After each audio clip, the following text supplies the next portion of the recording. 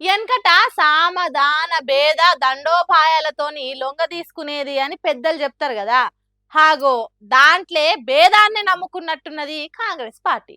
సర్కారు చేసిన మంచి పనులు ఏం లేవు, జనానికి వేసే మేలేం లేదు. నోరు మంచిదైతే ఊరంతా మంచిదైతుంది అన్నట్టు సీఎం నోరు తెరిస్తే బూతులే వస్తాయి. అట్లా కూడా ఓట్లు పడేటట్టు లేవు. మరి జూబ్లీహిల్స్ ఎన్నికలలో ఎట్లా గెలవాలి? పైసలు ఎగజల్లుడు ఒక్కటే గతి అన్నట్టు కోట్ల కోట్లు కొంపలలా పెట్టుకొని ఓటర్లను మాయ చేయాలని చూస్తున్నారట. ఓ కాంగ్రెస్ లీడర్ ఇంట్లో కట్టల కట్టలు పెట్టల నిండి ఉన్నాయని ఎట్లా తెలిసిందో బీఆర్ఎస్ పార్టీలకు గులాబీ దండు చీమల దండు తీరుగా ఆ కాంగ్రెస్ లీడర్ ఇంటి మీదకి వచ్చింది. ఎలక్షన్ కమిషన్ పైసలు సీజ్ చేయాలని లొల్లికి దిగింది.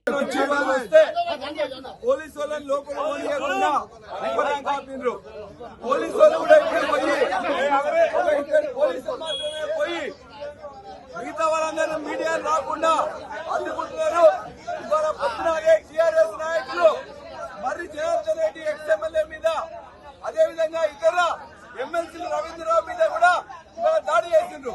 మరి అప్పుడు మీడియాలో చేసిండ్రు, ఇక్కడ ఎందుకు మీడియాలో చేయాలని చెప్పేసి అడుగుతున్నాం.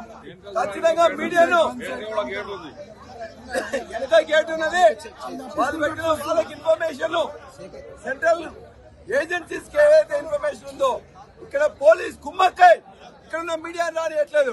ఖచ్చితంగా ఇవాళ మీడియాను వెంటనే రానియాలని చెప్పేసి న్యాయం జరగాలని చెప్పి మేము కోరుతున్నాం. మీడియాని రాణిస్తలేరట, పోలీసులు బీఆర్ఎస్ పార్టీలను లోపలికి ఓనిస్తలేరట. అన్ని తీర్ల డిపార్ట్మెంట్లు కుమ్మక్కయి 11వ తారీఖున జరిగే ఓటింగ్ కు పొట్టు పొట్టు పైసలు వంచబోతున్నారట.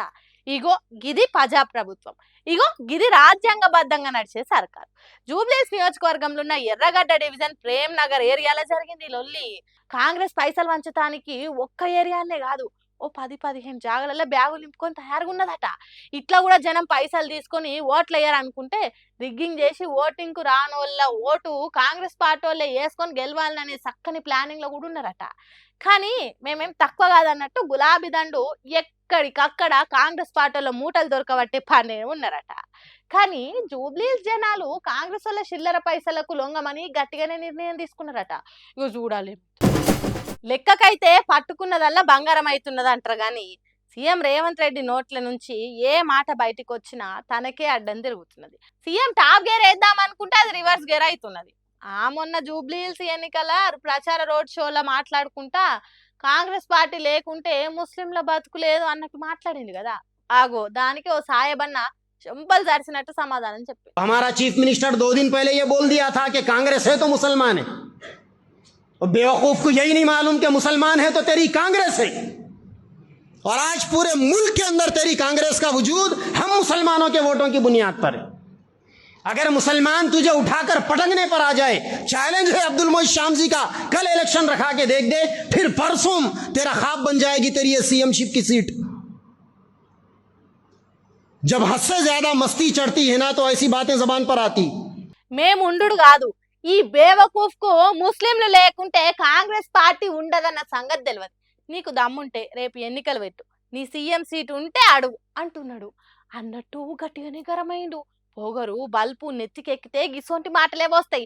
సాయబన్నలు ఇజ్జత్తో బతుకుతారు, ఇజ్జత్ కోసం సావనైనా చేస్తారు గాని గిసొంటి మాటలు వాడుకుంటూ ఉండరు అన్నట్టు బాలకృష్ణ తిరుగ గుణమండిండు. పాయన ఉన్న ఇజ్జత్ అంతా వాయన. ఒకళ్ళని ఒకటి ఎందుకు అనాలి, వాళ్ళతో 100 ఎందుకు వాడాలి? ఓట్లు వేస్తారు కావచ్చని కాంగ్రెస్ పార్టీ ముస్లింలకు రక్షణ ఇస్తాంది. దేశంలో కాంగ్రెస్ పార్టీ లేకుంటే ముస్లింలు అంతమవుతారు అన్నట్టు ఎందుకు మాట్లాడాలి? గిట్ల వీళ్ళతో ఎందుకు వాతలు పెట్టించుకోవాలని మాట్లాడుకుంటున్నారట కాంగ్రెస్ పార్టీ కార్యకర్తలు.